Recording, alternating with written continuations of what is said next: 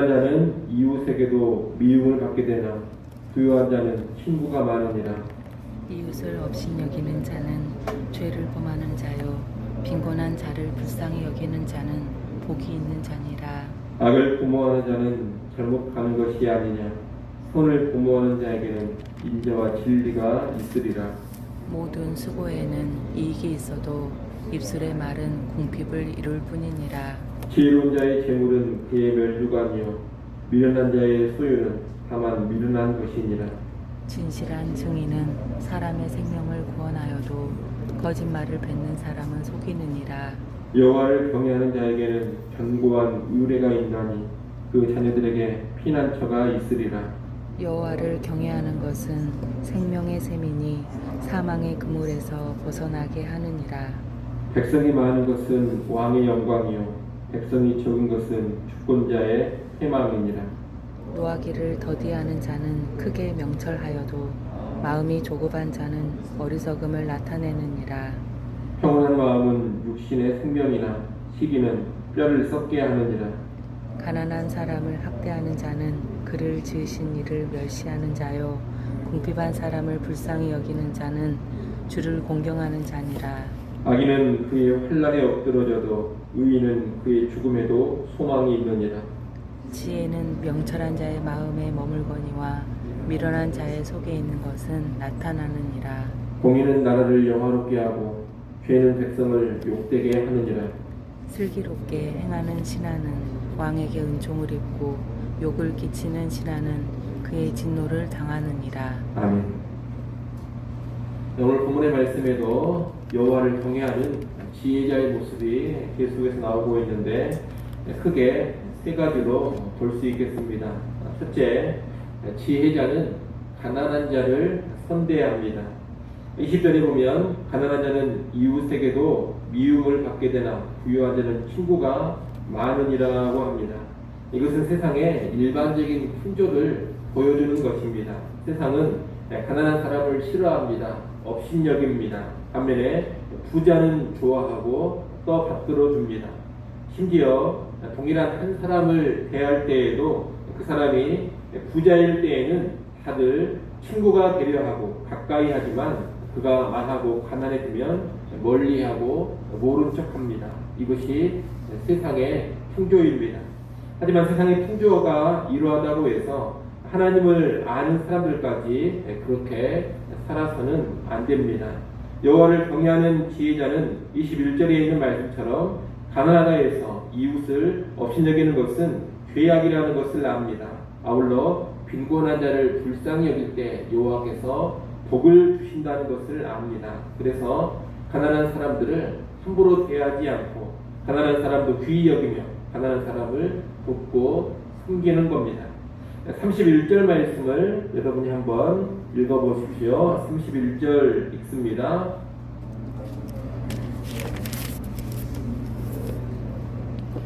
궁핍한 사람을 불쌍히 여기는 자는 주를 공경하는 자니라. 아멘.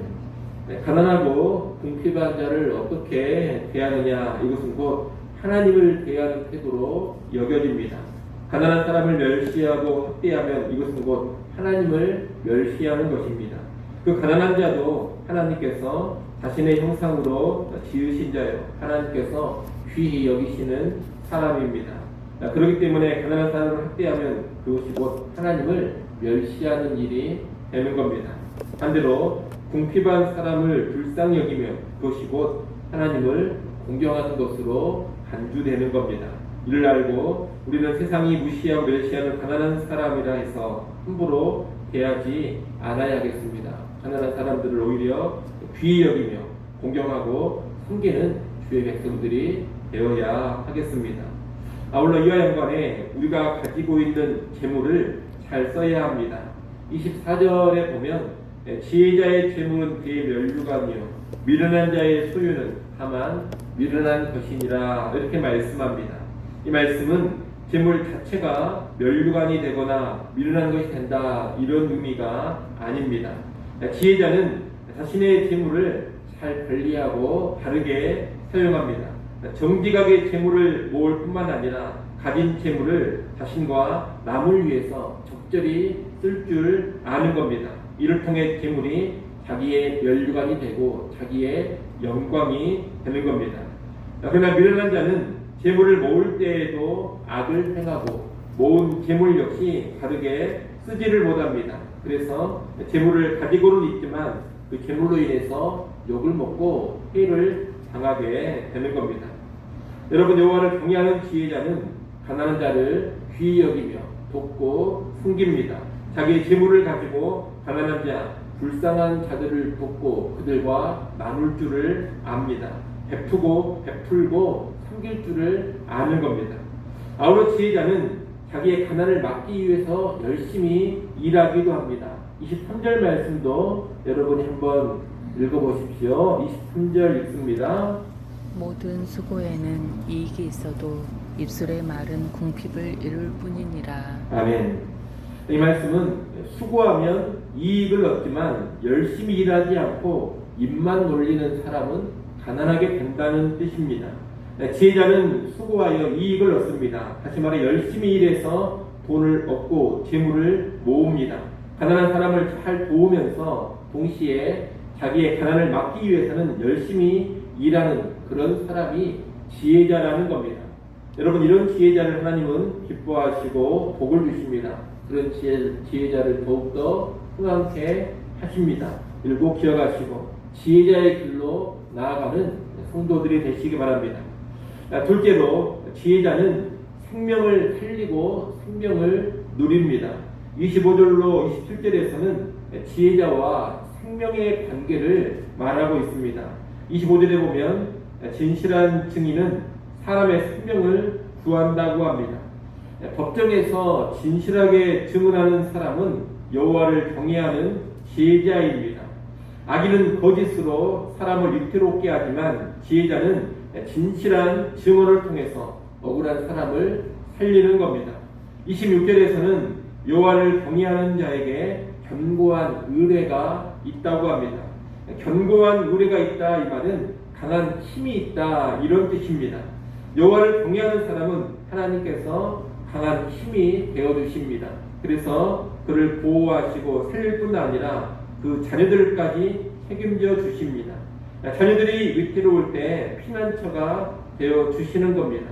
그러니 여호와를 경외하는 지혜자는 자기 자신뿐만이 아니라 자녀들의 삶까지 생명의 보장을 받게 해준다 하겠습니다.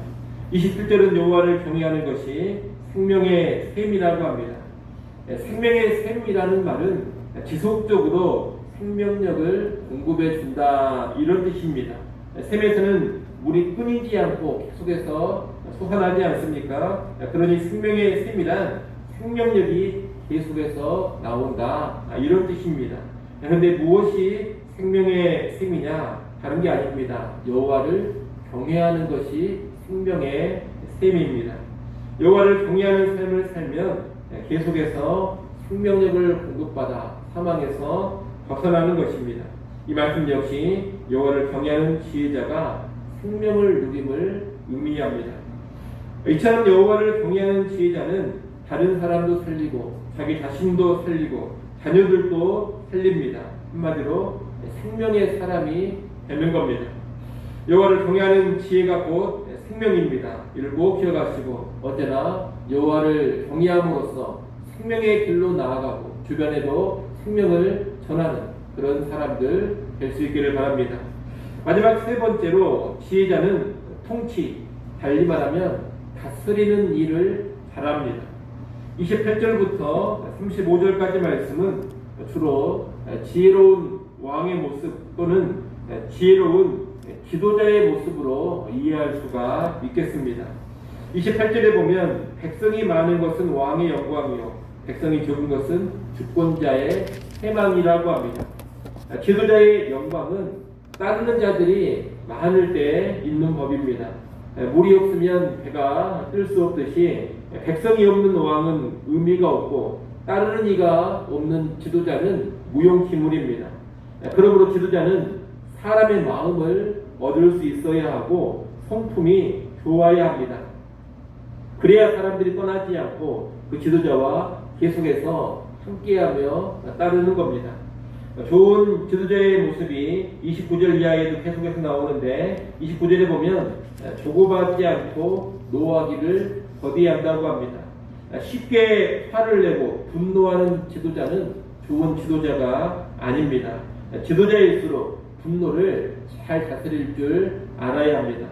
또 시기나 질투에 빠지지 않아야 합니다. 30절에 보면 시기는 뼈를 썩게 한다 했습니다. 지도자가 시기심이나 질투심에 붙들리면 바르게 다스릴 수가 없습니다. 시기에 불타는 지도자는 사람을 제대로 세우지도 못하고 능력 있는 아랫사람들을 다 죽여버립니다. 그리고 이로 인해서 자기 자신과 자기의 조직도 무너뜨려 버립니다.